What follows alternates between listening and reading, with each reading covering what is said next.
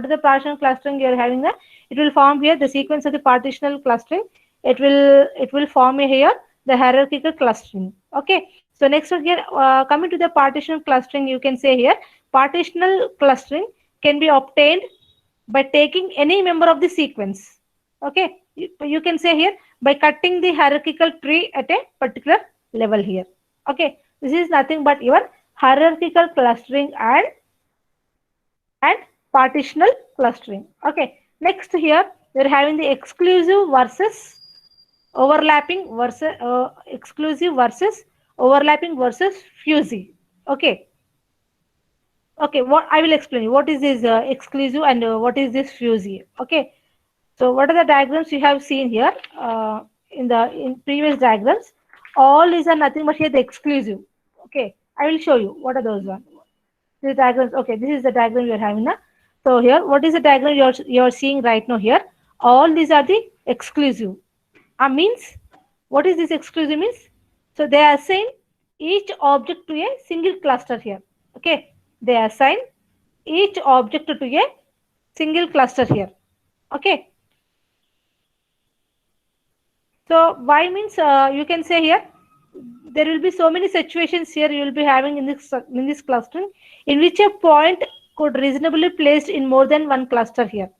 Okay, so actually what is this exclusive is nothing but here we are going to assign each object to a single cluster. See here you are having some 20 data points you are having here. Each data point is assigned to one cluster there here. Okay, so in clustering you will be having one more point here. Listen here. So in clustering here there will be so many situations here in which a point could be placed in more than one cluster here. Okay, so in these situations here we have to address by the non-exclusive. What are the data points will be having there? We have to address by the non-exclusive clustering here. Okay. So in this one, okay. So I am explaining this one, this clustering exclusive versus overlapping. So that one, so I have shown you this figure. Okay. So next one, okay, okay, exclusive versus non-exclusive. So in non-exclusive clustering here, points may belong to multiple clusters. Okay.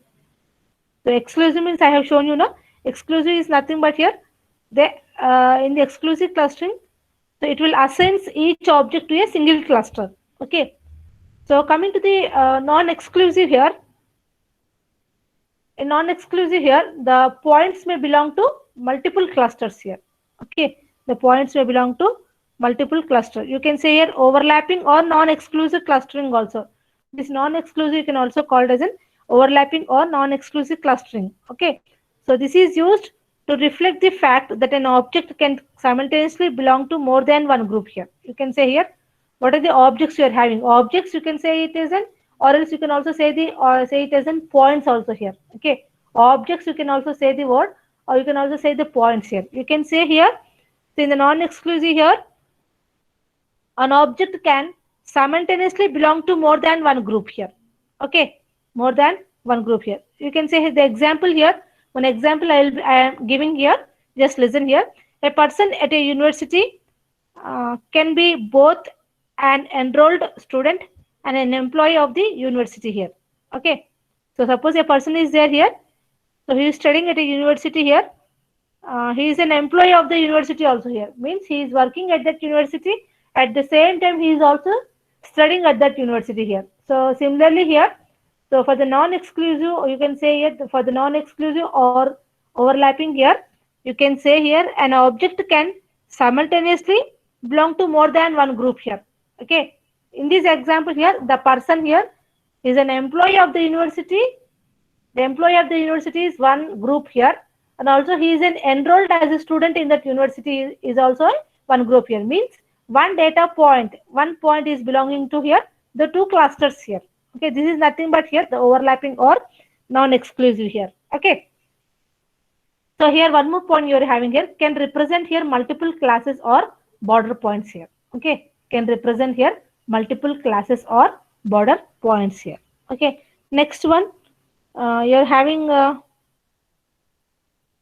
so this is a exclusive and non-exclusive. No? Next one, you're having the fuzzy versus non-fuzzy. Okay. So what is this fuzzy? Okay. So in fuzzy clusterings, a point belongs to every cluster with some weight between 0 and 1. Okay. So in this fuzzy clustering here, every object belongs to every cluster with a membership weight. Okay. What is the object? What are the objects you are having in every cluster here? Every object in any cluster here, it will having one membership weight. Okay. So in the clusters, the objects will have some membership weight. Okay. That membership weight value should be here between 0 to 1. Okay. 0 and 1. Okay. So are you able to understand? So here you will be having some clusters now. In the clusters, you will be having some objects now. Every object will have some membership weight. Okay. That membership weight value should be between 0 and 1 here. Okay. You can say here the clusters are treated as the fuzzy sets here. Okay. So here you are having now, here you are having this point. Read this. In this slide, you are having this point now. In fuzzy clusterings, a point belongs to every cluster with some weight between 0 and 1. Means what are the points you are having in every cluster? It will have some weights. Okay. That weight value should be between 0 and 1 here. Okay. Weights must sum to 1 here. What are the weights you'll be having for the points in the cluster here? All the sum should be 1 here. Okay. Probabilistic clustering has similar characteristics here. Okay, I will be explaining what is this point means. Okay, so in this one here, uh, a fuzzy set is one. What is this fuzzy set is nothing but here a fuzzy set is one in which an object belongs to any set with a weight that is between 0 and 1 here. Okay, so what are the points you are having the fuzzy clustering here? The sum of the weights for each object must be equal to 1. Okay, what are the objects we are having here? The sum of the weights for each object must be equal to 1. Okay, in the fuzzy clustering here. Okay, and also here, um, similarly here, probabilistic clustering techniques compute the probability with each point belongs to clustering, and these probabilities must also sum to 1 here. Okay, suppose we are going to if you are going to calculate the probabilistic clustering techniques for each point here, so these probabilities sum should also be the 1 here. Okay, so that's what he is saying here. Okay, so what are the objects you are going to take here? The sum of the weights for each object should be 1. So how it should be 1 means, what are the probabilistic clustering techniques will be there now. So these probabilistic clustering techniques, it will compute the probability for each point here. So these probabilities sum should also be the 1 here. Okay. Okay. So this is nothing but here the fuzzy versus non-fuzzy here. Next one, partial versus complete here. Okay, you can say here complete versus partial here. Okay, so what is this complete versus partial means? What is this complete? First, let me discuss what is this complete. Okay, complete versus partial, or you can say here partial versus complete. A complete clustering assigns every object to a cluster, whereas a partial clustering does not. Okay, so what is complete is nothing but here it will assign the object, it will assign the every object to a cluster. Okay, every object it will assign to a cluster. That is nothing but here the complete. Okay, complete clustering. Whereas the partial clustering does not. Okay, so here you are having some pointer here. So in some cases we only want to cluster some of the data here. Okay, so here why this partial clustering? The motivation for a partial clustering is that some objects in a data set may not belong to well-defined groups. Okay, so sometimes here, what are the some objects will be there here in the data set here? They may not belong to a well-defined groups here. So for that sake here, the objects in the data set may represent the noise, outliers, or uninterested background here. So for one example, I will say here why we will be going for the partial clustering. One example I will tell you here. Just listen here. Suppose uh, take the newspaper here. Okay, some newspaper stories may share a common theme. Okay, such as the global warming, while other stories such as the generic or one of a kind here. Okay. Here we have to find the important topics in last month's stories. We may want to search only for clusters of the documents that are tightly related by a common theme here. Okay. So in other cases here, a complete clustering of the objects is desired here.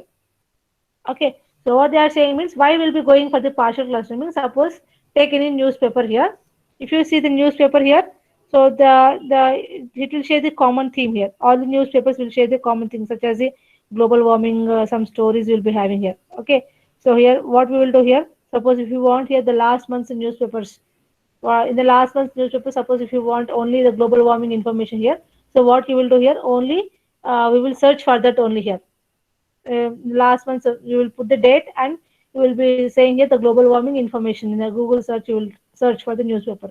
What it will do here, the partial clustering it will do here, it will find the information from the Google there. Okay, this is nothing but here the partial. Okay, next one here, the types of clusters we are having. Okay, so right now up till now what we have discussed here, different types of clustering. Okay, different types of clustering we have discussed. Next one, different types of clusters. What is this clustering? Clustering is nothing but here the collection of the clusters. Okay, cluster is nothing but here the collection of the clusters. Different types of clustering we have discussed. Right now, now next I will be discussing the different types of clusters. Okay, so what are these different types of clusters? Okay, so next one here, clustering aims to find useful groups of the objects where usefulness is defined by the goals of the data analysis. Okay, so here in this one you are having here, what are different types of clusters you are having means well separated clusters and prototype based clusters. Different types of clusters you are having.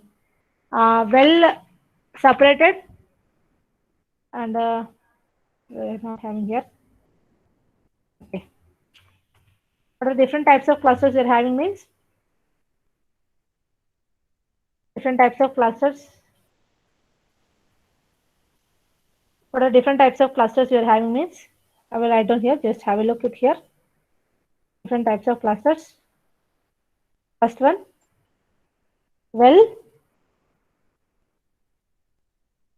separated one cluster, and next one prototype based cluster. Prototype based cluster. Next one graph based cluster. Next one density based cluster. Next one shared property. You can also say conceptual clusters also. This one conceptual clusters. Okay, so this shared property clusters can also say it as a conceptual clusters. Okay, these are the 1, 2, 3, 4, 5 different types of clusters you are having here. First one is a well separated cluster, prototype based cluster, graph based cluster, density based cluster, shared property or conceptual clusters. Okay, so first one coming to here, well separated cluster here. Yeah, so what is well separated cluster is nothing but here. Suppose if you say here a cluster is nothing but here is a set of objects here. Okay, I am saying here a cluster is nothing but it is a set of objects here in which each object is closer to every other object in the cluster here.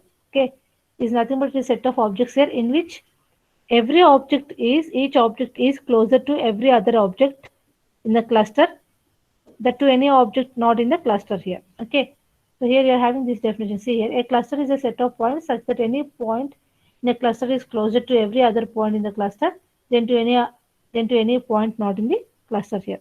Okay, if you see here in these figures here, it will shows you the well defined separated clusters. Okay, see this figure here, this figure some round circle figures you are having, someone is orange, blue and green. So these are the examples of the well separated clusters here that consist here two group of points in a two-dimensional space here. Okay, you can see here in this one. Yeah, so here you are having some. These are the well separated clusters here. Okay, it consisting of the three groups of points. Three groups of points you are having here. Okay,